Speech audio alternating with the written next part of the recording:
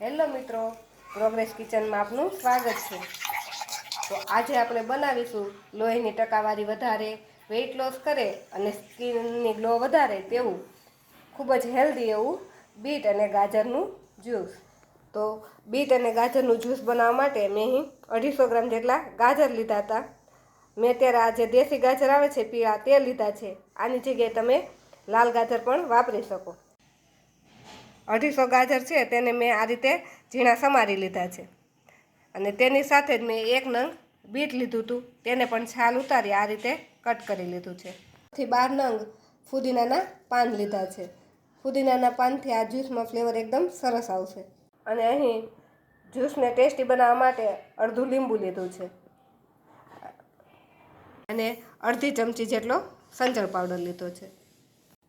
તો આપણે ગાજર અને બીટનું જ્યુસ બનાવવા માટે આ રીતે મિક્સરમાં જે જ્યુસનો જાર આવે છે તે લીધું છે। આ જો જ્યુસનો જાર ન હોય તો આપણે નોર્મલ જે મિક્સરના જાર હોય તેમાં પણ આ જ્યુસ બનાવી શકો। તો જે આપણે ગાજર લીધું છે તેમાંથી અડધું ગાજર આપણે આમાં નાખીશું। એની સાથે આપણે અડધું બીટ નાખીશું, કેમ કે આપણે જો બધું જ એકસાથે નાખી દઈશું તો આપણે બીટ અને ગાજર એક સરખું ક્રશ નહીં થાય। એની સાથે અડધા ફુદીનાના પાન પણ નાખી દઈશું। થોડુંક પાણી નાખીશું। પાણી આપણે બહુ વધારે નહીં નાખવાનું, થોડુંક અમથું એટલે કે અડધા ગ્લાસથી પણ ઓછું એટલું આપણે એમાં પાણી નાખીશું।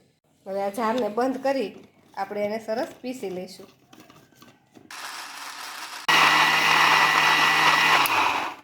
તો આપણો ગાજર અને બીટ સરસ પીસાઈને રેડી થઈ ગયું છે।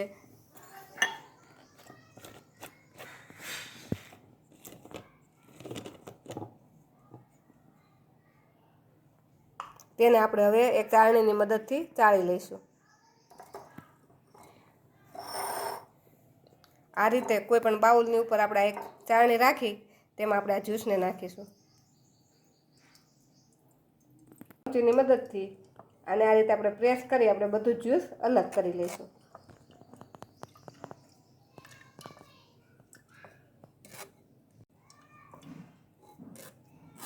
તો આ રીતે આપણે પ્રેસ કરી અને બધું જ જ્યુસ ગાળી લેવાનું છે।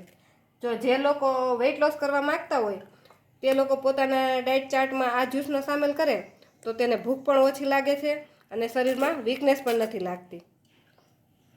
આપણે બધું જ જ્યુસ સરસ નીચે ગળાઈ ગયું છે અને આ ઉપર જે વધારાનો ભાગ નીકળેલો છે તેને આપણે સાઈડમાં લઈ લઈશું। જે આપણે અડધું બીટ અને ગાજરને રાખેલું છે તેને પણ આપણે પીસી લઈશું। તો એકદમ સરસ એવું આપણું ગાજર અને બીટનું જ્યુસ બનીને રેડી થઈ ગયું છે। હવે તેને આપણે થોડુંક ટેસ્ટી બનાવવા માટે તેમાં અડધી ચમચી જેટલો સંચળ પાવડર નાખીશું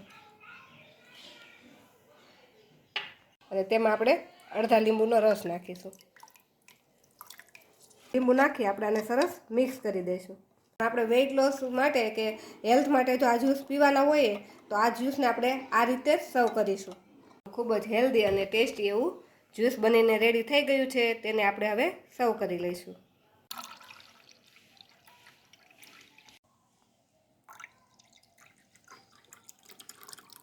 તો આપણું આ જ્યુસ બનીને રેડી થઈ ગયું છે, પણ આ રીતે જો આપણે ફ્રેશ જ્યુસ બનાવીને પીવા માંગતા હોય તો આ જ્યુસને બનાવ્યા પછી આપણે 15 મિનિટમાં જ એને પી લેવાનું, તો જ એના પૂરતા પ્રમાણમાં પોષક તત્વો હોય તે આપને મળી રહે।